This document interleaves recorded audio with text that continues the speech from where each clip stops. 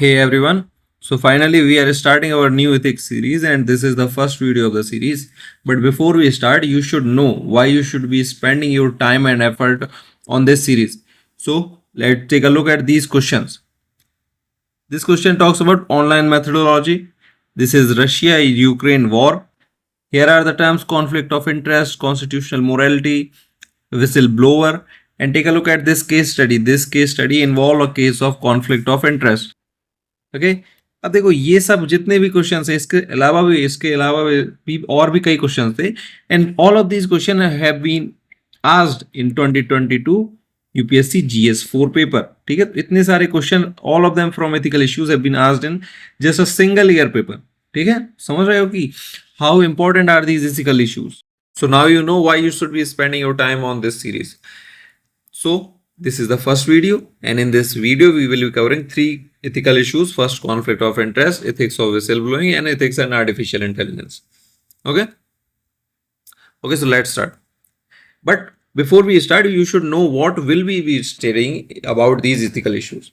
First thing that we will study is what are they, who are the stakeholder, and what are their respective interests. This point is important while solving case studies. Then what are the ethical dilemmas within these ethical issues, क्योंकि ethical issues ये जो होते हैं बहुत this is a very wide term and there are very specific ethical dilemmas within these ethical issues. Okay, then we will study are there any law related to it, what are the way forward, and as well as how to conclude these ethical issues. Okay, so this is what we will be studying. So let's start. We will start with conflict of interest. अब देखो एक चीज समझो कि इसको बहुत easy terms में समझेंगे और इसको रटना नहीं है. ठीक है, इसको रटना नहीं है, तुम्हें इसको समझना है, क्योंकि जो आगे की चीजें आएंगी, एथिकल इश्यूज आएंगे, स्टेक होल्डर्स आएंगे, देयर इंटरेस्ट आएंगे, लीगल फ्रेमवर्क, वे फॉरवर्ड, ये सब चीजें रटी नहीं जाती हैं. ठीक है, this is ethics, this is जीएस4. इसमें रटने से नहीं होगा कुछ. रटोगे क्या, डेफिनेशन रट सकते हो बस, बाकी चीजें तुम्हें समझना होगी. खुद स्टेक होल्डर्स हैं, उनके क्या इंटरेस्ट होते हैं, इस सब चीजों को समझना होगा. ठीक है, तो कॉन्फ्लिक्ट ऑफ इंटरेस्ट से स्टार्ट करेंगे. इसको बिल्कुल एक सिंपल सी डेफिनेशन समझो कि it is a conflict of your interest where your personal duty and public duty and personal interest, they are at conflict. So it involves a conflict between your public duty and private interest of a public official. ले लो, देखो ये government में ले सकते हो public official, या किसी business में ले सकते हो, जैसे मैनेजरियल पोजीशन हो गई, सीईओ हो गया.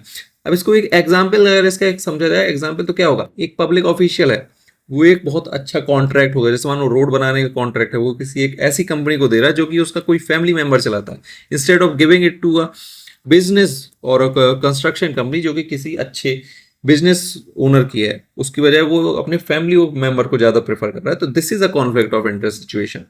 ठीक है, now we should know who are the stakeholders and what are their interest. देखो इसको समझेंगे तो क्या था, देखो स्टेक होल्डर है तो स्टेक होल्डर में कौन कौन से, देखो यहाँ बात हो रही पब्लिक ऑफिशियल की, तो वो तो होगा ही इसमें स्टेक होल्डर. अब पब्लिक ऑफिशियल किसका, या तो गवर्नमेंट का होगा, गवर्नमेंट का पब्लिक ऑफिशियल हो सकता है, या फिर बिजनेस का हो सकता है, बिजनेस का कोई मैनेजर वगैरह ले होगा. जैसे मानो गवर्नमेंट वाला सिस्टम ले रहे हैं तो उसमें पब्लिक ऑफिशियल हो गया, गवर्नमेंट का काम करने वाला. अब गवर्नमेंट और पब्लिक ऑफिशियल किसके लिए काम करते हैं, they work for the citizens. ठीक है, इजी चीज है, सबको पता है कि they work for the citizen. अब there are few regulatory bodies जो उसको रेगुलेट करती हैं. ठीक है, उसकी वर्किंग को देखती हैं. अब बिजनेस और citizen, they are the receiver. ठीक है, कि जैसे मानो भाई रोड बनाने का कॉन्ट्रैक्ट का देगा, तो अगर रोड बनाने का कॉन्ट्रैक्ट दिया जा रहा है किसी बिजनेस वाले को दिया जा रहा है, किसी कंस्ट्रक्शन बिजनेस वाले को दे रहा है, या फिर वो फैमिली मेंबर को दे रहा है, तो they are also involve. Citizens are involve. So यहां देखो पब्लिक ऑफिशियल, रेगुलेटरी बॉडीज. देखो रेगुलेटरी बॉडीज का काम क्या है, मेंटेन करना. पब्लिक ऑफिशियल और गवर्नमेंट का काम क्या है, सर्विस प्रोवाइड करना. ठीक है, और सिटीजन और बिजनेस का काम है सर्विस रिसीव करना. ठीक है, so उनके इंटरेस्ट भी उसी तरह से होंगे जैसे पब्लिक ऑफिशियल के क्या इंटरेस्ट होंगे, क्योंकि इसका काम क्या है, सर्विस देना. Therefore the interest will be to maintain professional integrity, impartiality होनी चाहिए, ट्रांसपेरेंसी हो गई, code of ethics, code of conduct को फॉलो करना चाहिए. ठीक है, गवर्नमेंट से क्या एक्सपेक्ट कर सकते हैं, इन्फोर्समेंट ऑफ एथिकल स्टैंडर्ड्स. ठीक है, efficient effective public service delivery system, maintaining public trust, their confidence in the governance, good governance. So these are the interests of government. Citizens और business they are the receiver, तो ये क्या expect करते हैं कि हमें क्या रिसीव करना चाहिए।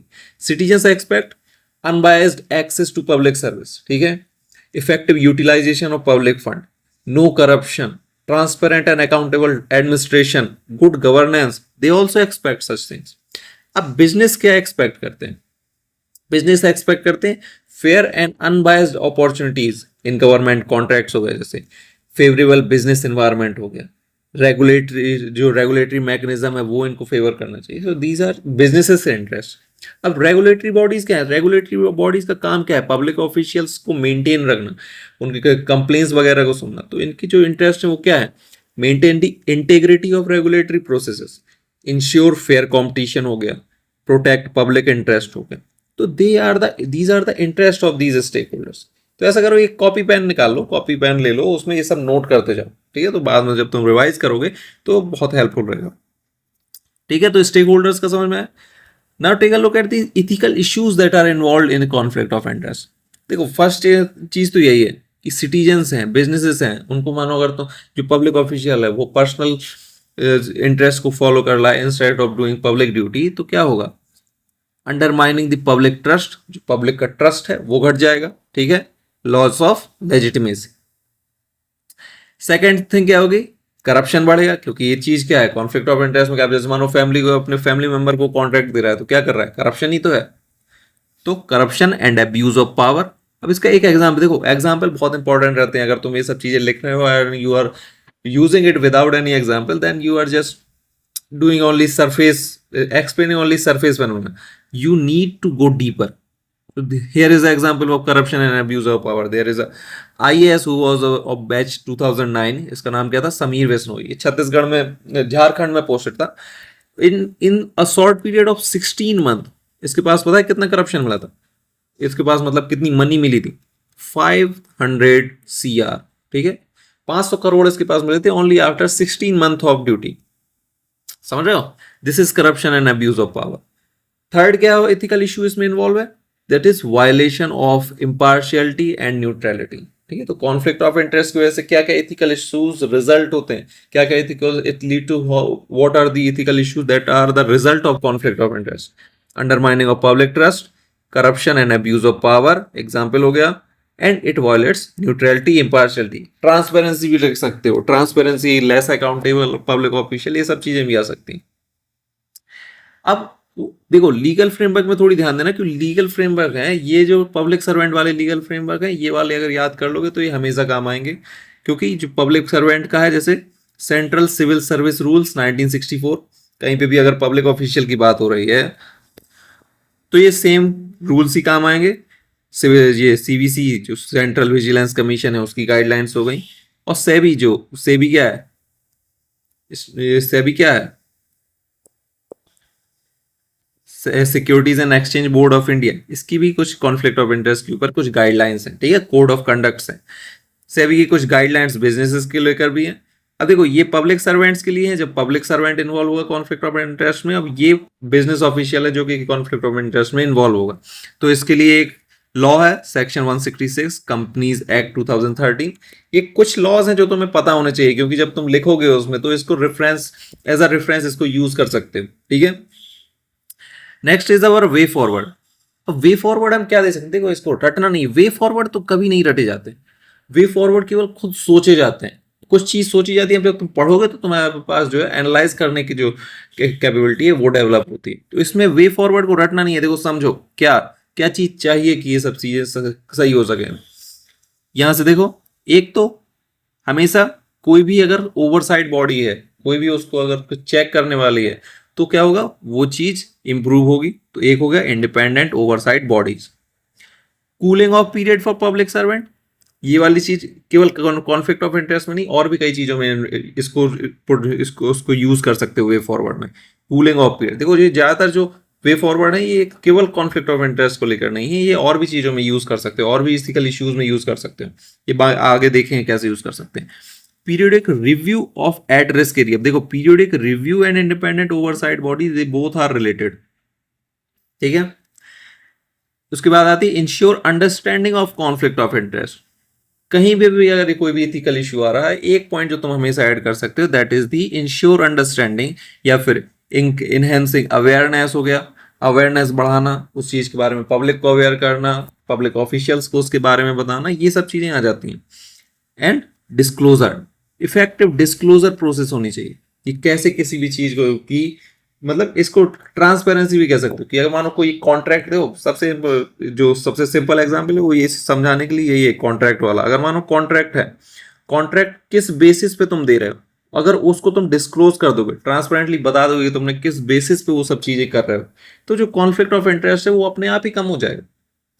ठीक है, तो वे फॉरवर्ड में 5 क्वेश्चंस आ गए, 5 पॉइंट। तो वे फॉरवर्ड हो गया। अब देखो कंक्लूजन और समझ लो कि इस जो कॉन्फ्लिक्ट ऑफ इंटरेस्ट वाले क्वेश्चन होते हैं उनको कंक्लूड कैसे करते हैं। अब देखो कंक्लूजन जो होता है, कोई एक specific conclusion conflict of interest के लिए नहीं दिया जा सकता, क्योंकि conflict of interest her situation के हिसाब से अलग अलग रहता है। बस कुछ पॉइंट्स है जो तुम उसमें ऐड कर सकते हो, तो मैं बता रहा हूँ उसको, अगर तुम लिखना चाहो तो उसको लिख सकते हो। ठीक है, तो जो कंक्लूजन में हम कुछ पॉइंट लिख सकते हैं, एक पॉइंट जो है बहुत ज्यादा सही है, मतलब हर ज्यादातर सिचुएशंस में वो ऐड हो जाएगा, वो है कि by fostering a culture of transparency, accountability and integrity, government can ensure that the decisions are made in the best interest of citizens. ठीक है, इस टाइप से लिख सकते हो, thereby maintaining the legitimacy of the public institutions and reinforcing the democratic principle. एक बार और repeat कर दें तो सुनो, इसको तुम ऐसे लिख सकते हो कि by fostering a culture of transparency, accountability and integrity, government can ensure that decisions are made in the best interest of citizens, thereby maintaining the legitimacy of public institutions and reinforcing the democratic principle. इस चीज को तुम conclusion में use कर सकते हो। ठीक है, सेकंड इशू हम अब स्टार्ट करते हैं। फर्स्ट इशू हमारा कॉन्फ्लिक्ट ऑफ इंटरेस्ट कंप्लीट हो गया है। ये वीडियो वैसे भी ज्यादा लंबी नहीं बनानी है, ज्यादा से ज्यादा हाफ एन आवर की। तो सेकंड इशू जो है हमारा वो है इथिक्स ऑफ विसिल ब्लोइंग। देखो विसिल ब्लोइंग क्या होता है? विसिल ब्लोइंग, अगर तुमने वो मंजूनाथ मूवी आई थी अगर वो देखी तो तुम्हें पता है कि विसिल ब्लोइंग क्या होता है। तो whistle blowing, this is a disclosure of information to the public or some higher authority about any wrongdoing which could be in the form of fraud, corruption, etc. in a company or government. अगर in simple terms में इसको देखा जाए तो मतलब कि अगर तुम कहीं पे काम कर रहे हो और तुम्हें समझ में आया कि हमारे ऑफिस में करप्शन हो रहा है, जो हमारी हायर अथॉरिटीज हैं वो करप्शन कर रही हैं, कुछ गलत कर रही हैं, तो तुम उसको उस फ्रॉड करप्शन को पब्लिक को बता दो। ठीक है, पब्लिक को, मीडिया को उसको बता दो। ठीक है, this is known as whistle blowing. समझ में आया? तो विसिल ब्लोइंग क्या होता है? अब विसिल ब्लोइंग में शेयर होल्डर्स कौन कौन से होंगे? देखो अगर विसिल ब्लोइंग है तो एक तो सबसे पहले तो हो जाएगा विसिल ब्लोअर। ठीक है, जो कि ये इन्फॉर्मेशन को बता रहा है पब्लिक को, जिस इन्फॉर्मेशन को, जिस इन्फॉर्मेशन को पब्लिक को बता रहा है, विसिल ब्लोअर सबसे फर्स्ट तो यही हो गया। अब किसकी इंफॉर्मेशन बता रहा है? मानो गवर्नमेंट की बता रहा है, ठीक है, या किसी ऑर्गेनाइजेशन की बता रहा है, तो दो तो यही हो गए कि विसिल ब्लोअर है, किस किस की इंफॉर्मेशन बता रहा है, गवर्नमेंट की बता रहा है या ऑर्गेनाइजेशन की बता रहा है, तो ये दोनों भी इन्वॉल्व होंगे। अब किसको बता रहा है? या तो सिटीजन को ये सिटीजन को बताएगा। अब सिटीजन को किस किस through which he is telling the citizens about this information, ये विसिल ब्लोअर बता रहा है किसका यूज करके? मीडिया का यूज कर, तो मीडिया भी इसमें आ जाएगा, सिटीजन हो गया, गवर्नमेंट ऑर्गेनाइजेशंस हो गए, रेगुलेटरी बॉडीज। देखो दो दो अगर देखी जाए, रेगुलेटरी बॉडीज और एनजीओ या फिर सिविल सर्विस ऑर्गेनाइजेशंस हो गए, ये सब जो होती है इसको कहीं पर भी तुम यूज कर सकते हो। ठीक है, क्योंकि अगर कोई भी इस टाइप से सिचुएशन बन रही है तो उसमें रेगुलेटरी बॉडीज तो होती ही हैं, और एनजीओ का भी अगर उसमें बन रहा है कहीं से तो इसको भी यूज कर सकते हो।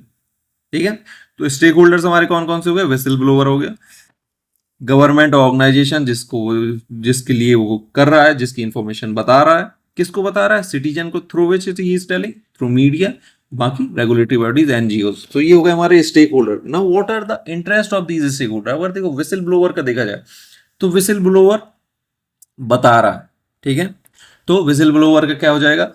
He is exposing the wrong doing और मिसकंडक्ट, देयरफॉर इसकी जो इंटरेस्ट हो जाएगा क्या? ये एक्सपोज करना। और दूसरी चीज, फर्स्ट थिंग क्या हो गई? एक्सपोज करना है इंफॉर्मेशन को, और दूसरी चीज इसे क्या चाहिए? प्रोटेक्शन भी तो चाहिए इसे। तो दीज आर हिज इंटरेस्ट। ठीक है, सेलुलर के दो, एक तो एक्सपोज कर रहा है रॉन्ग डूइंग को, दूसरा उसे प्रोटेक्शन चाहिए। सेकेंड, अब देखो सिटीजन्स का देखा जाए तो सिटीजन्स का क्या राइट है? Their right is to access of information. ठीक है, that is their interest. Citizens का क्या है, एक्सेस टू इंफॉर्मेशन। गवर्नमेंट का देखा जाए तो अब देखो गवर्नमेंट का तो यहाँ पे क्या कंसर्न है, एक तो हो गया ट्रांसपेरेंसी, ट्रांसपेरेंसी, और दूसरा क्या हो गया, सिक्योरिटी, नेशनल सिक्योरिटी। तो उसे अपनी सिक्योरिटी भी देखनी एज वेल एज ट्रांसपेरेंसी भी देखनी है, उन दोनों के बीच में एक बैलेंस बना के रखना है। ऑर्गेनाइजेशन हो गया, तो ऑर्गेनाइजेशन में अगर इस टाइप से विसिल ब्लोइंग हो रही है तो उसके इंटरेस्ट कैसे क्या क्या आएंगे। पहला हो गया उसको अपनी रेपुटेशन बचा कर रखना है, ठीक है, उसे अपनी रेपुटेशन बचा कर रखना है, और ये जो इश्यूज हैं इसको उसे इंटरनली सॉल्व भी करना है, ठीक है। तो दो इंटरेस्ट हो गए इसके। रेगुलेटरी बॉडीज के अगर देखा जाए तो लॉ एंड रेगुलेशन को इन्फोर्स करना, ये उसका इंटरेस्ट है। मीडिया हो गया, तो मीडिया को he has to report on the newsworthy allegation and as well as protecting sources, तो इसका काम भी वही है कि इसको जो न्यूज मिल रही है उसको बताना, पब्लिक को सोसाइटी को बताना, as well as whistle blower के प्रोटेक्शन में भी काम करना। ये नहीं कि मीडिया है तो मीडिया को कुछ भी न्यूज मिली तो वो विसिल ब्लोअर के आइडेंटिटी के साथ उसको एक्सपोज कर दो, ठीक है। तो ये मीडिया का इंटरेस्ट है। फिर आते हैं हमारा एनजीओ हो गया, तो एनजीओ का काम क्या रहता है, ट्रांसपेरेंसी, अकाउंटेबिलिटी प्रमोट करना, विसिल ब्लोइंग को प्रमोट करना, ठीक है, उसे सपोर्ट करना। तो these are the interest of NGOs, ठीक है। समझ में आया स्टेक होल्डर्स कौन कौन से हैं और उनके इंटरेस्ट क्या क्या है।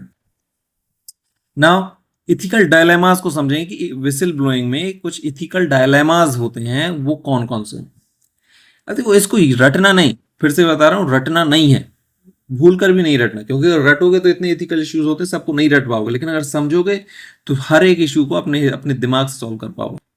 तो इथिकल डायलेमास कौन कौन से आएंगे इसमें, देखो फर्स्ट जो आएगा वो आ गया protection of whistle blower. Whistle blower को प्रोटेक्शन भी चाहिए as well as national security का भी इशू आ रहा है, ठीक है।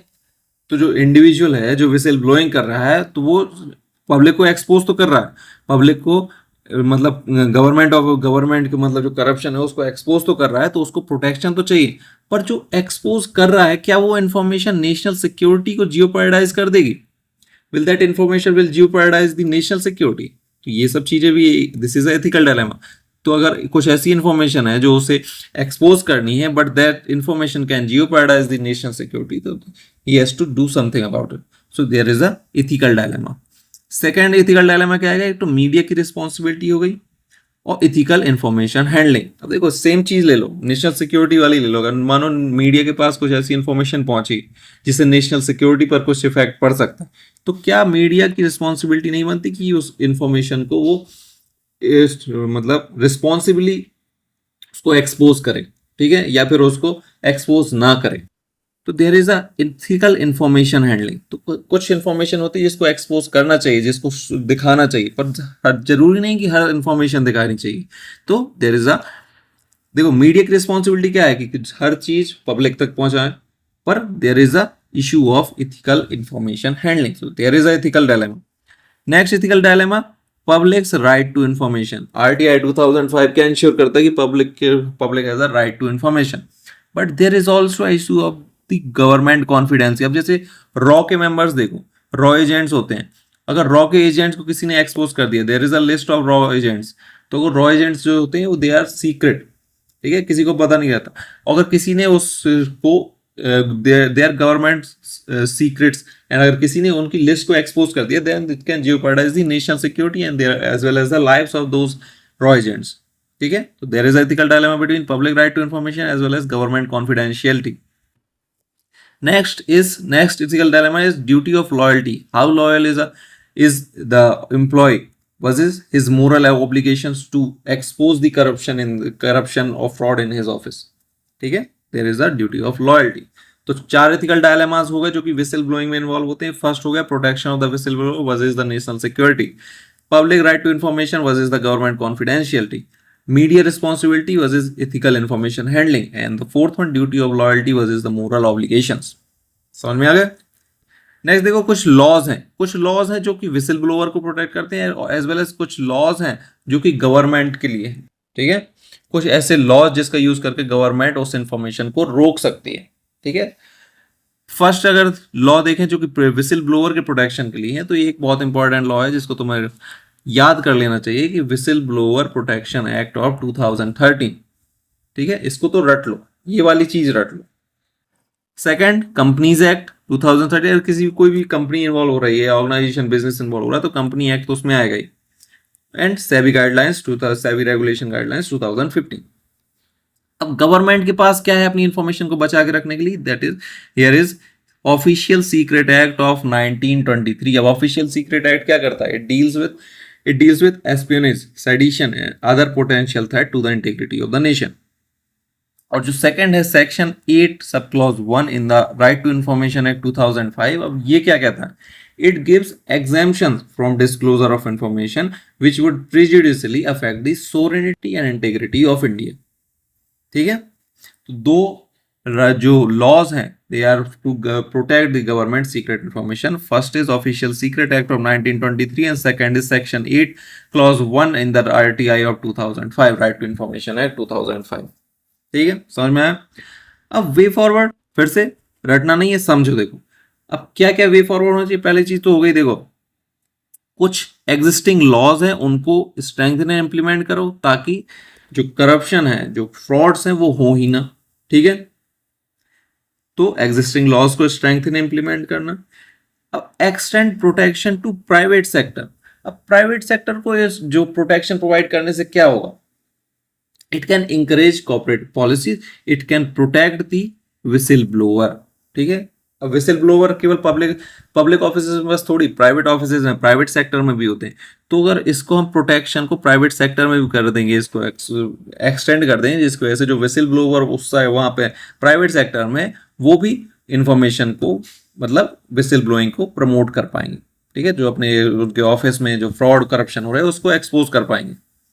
Next is media protection. देखो media protection, this media protection it ensure the freedom of the press. ठीक है, and fourth one is balance access to information and secrecy. अब जरूरी नहीं है कि extend protection to private sector के जो विसिल ब्लोअर है उनको प्रोटेक्शन प्रोवाइड करना, media protection as well as the balance to the information and secrecy. ठीक है, this is the way forward. अब विसिल ब्लोइंग को कंक्लूड कैसे करेंगे, देखो कंक्लूड करने के लिए कुछ पॉइंट्स जैसे याद कर सकते हैं कि इसके लिए पॉइंट लिख सकते हैं, इसको हम ऐसे कंक्लूड कर सकते हैं कि जो विसिल ब्लोइंग है, it promotes transparency and accountability, but there are some ethical dilemmas which are around confidentiality and national security। ठीक है, तो एक पॉइंट तो ये ऐड कर सकते हैं। दूसरा ये ऐड कर सकते हैं कि अगर हम इसमें लीगल प्रोटेक्शन को स्ट्रेंथन कर देंगे, then we can ensure a balance between the public interest and state secrecy, because this is also crucial, and a robust framework is required to empower the whistleblower and uphold democratic values। तो किस type से इसको हमने conclude करा कि इसमें whistle blowing के बारे में बताएंगे, what are the ethical dilemmas, क्या क्या उसमें एथिकल डायलेमास भी आते हैं, कैसे हम लीगल प्रोटेक्शन को इंश्योर कर सकते हैं, तो इसको स्ट्रेंथन कर सकते हैं, ताकि जो स्टेट सीक्रेसी और पब्लिक इंटरेस्ट को भी बचाए के बीच में एक बैलेंस बनाया जा सके, as well as a robust framework बना सकते हैं that will empower whistleblower as well as it will uphold the democratic values। ठीक है, आगे समझ में। Next we will start with ethics and AI. अब देखो एआई इतना यूज करते हो आजकल तुम लोग कि तुम्हें पता है कि एआई क्या है, आर्टिफिशियल इंटेलिजेंस। इतना तुम लोगों ने चैट जीपीटी, गिबली इमेजेस बनाना, बहुत चीजें तुम लोगों ने वैसे ऑलरेडी कर चुके हैं, and then you already know what is AI. ठीक है, तो एआई क्या है, this is the ability of computer system to perform task that typically require human intelligence, such as learning, problem solving, decision making. मतलब जो human intelligence पहले क्या करती थी, अब वो कंप्यूटर कर रहा है, दिस इज आर्टिफिशियल इंटेलिजेंस। ठीक है, अब इसके हम स्टेक होल्डर समझेंगे। तो स्टेक होल्डर्स कौन कौन होंगे, देखो एक तो तुम जो यूज कर रहे हो AI, chat GPT, Google Gemini, क्या कितनी सारी चीजें, कितनी सारी एआई तो यूज कर रहे हो, तो यूजर हो गए। अब यूजर हो गए तो किसका एआई यूज कर रहे हो, कंपनीज या डेवलपर का की एआई यूज कर रहे हो। अब उस कंपनी को में इन्वेस्ट कौन करता है, इन्वेस्टर ने इस कंपनी में पैसे लगाए, इसने एक एआई डेवलप की जिसको तुम यूज कर रहे हो, तो सब इन्वॉल्व हो गए। अब स्टेट का रोल क्या है, स्टेट का रोल है कि उस एआई का यूसेज को रेगुलेट करना। ठीक है, और सिविल सोसाइटी ऑर्गेनाइजेशन, मैंने जैसे बताया अभी, सिविल सोसाइटी ऑर्गेनाइजेशन हो गई, रेगुलेटरी बॉडीज हो गई, ये सब ज्यादातर में तुम यूज कर सकते हो। सिविल सोसाइटी ऑर्गेनाइजेशन का क्या काम है, their role is to advocate for the responsible development and use of the AI system. तो स्टेक होल्डर्स हो गए। अब स्टेक होल्डर्स के इंटरेस्ट क्या क्या है, इन सब के अगर इंटरेस्ट देखा जाए तो यूजर एज यू।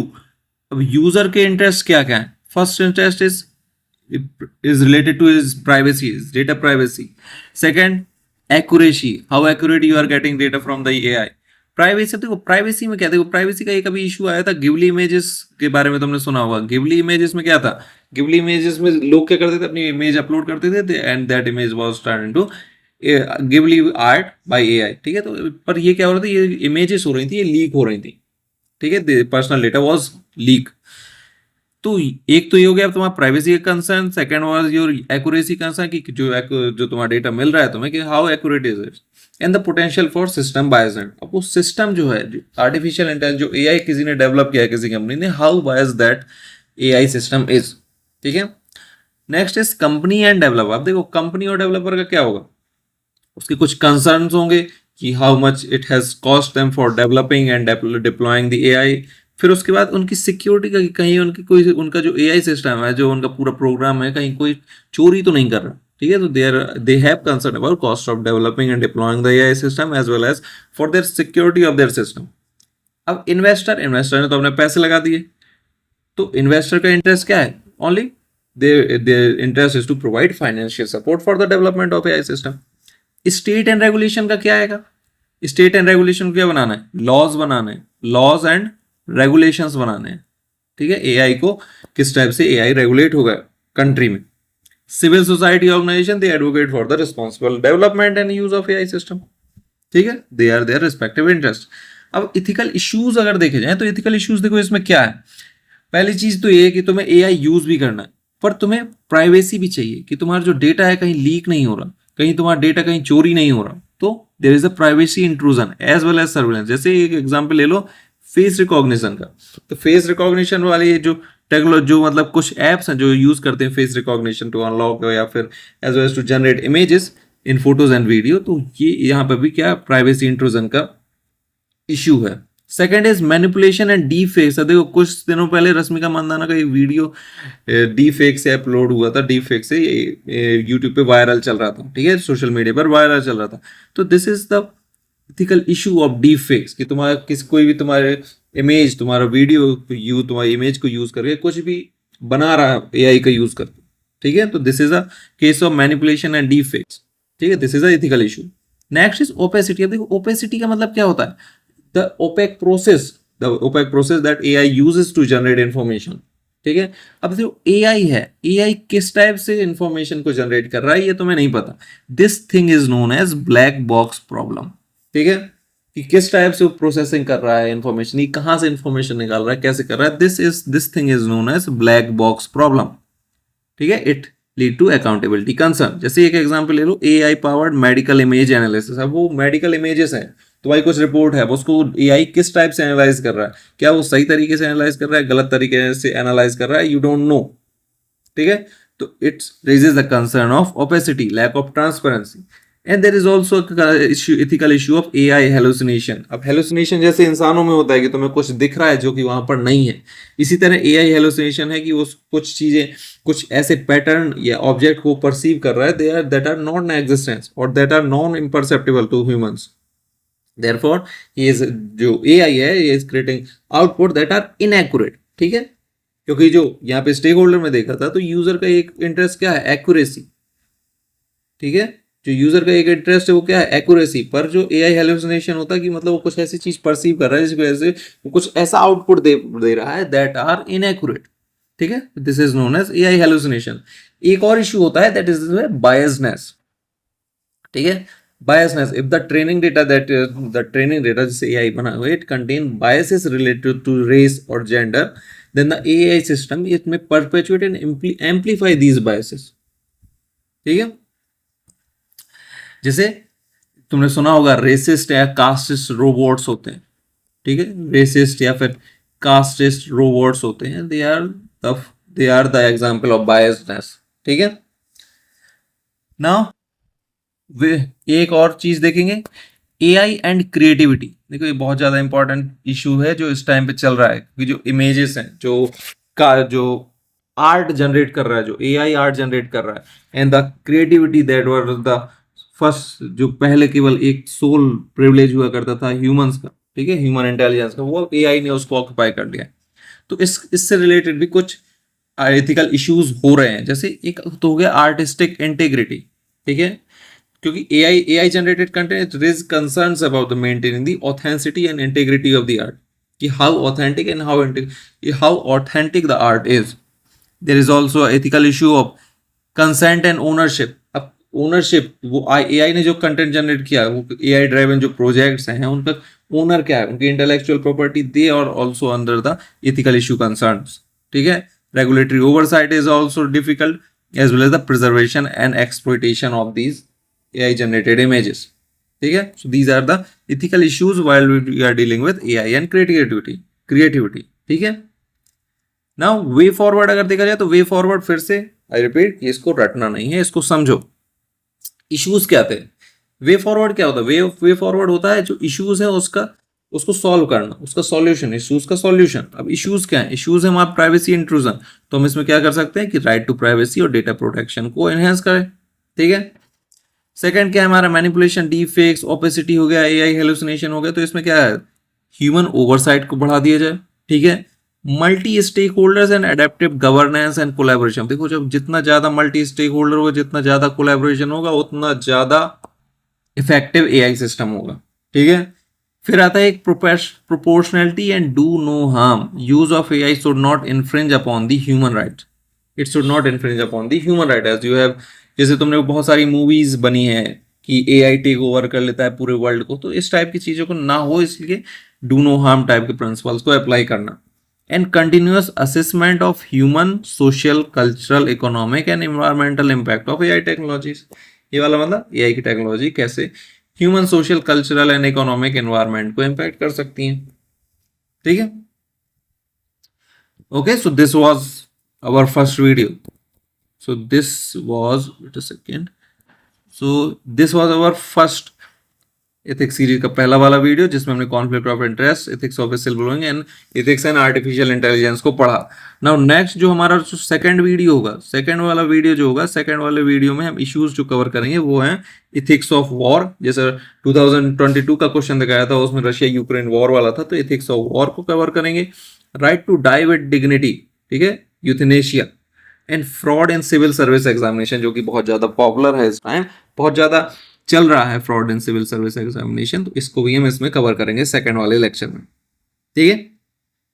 तो just stick with me and you can also subscribe to our channel to stay updated.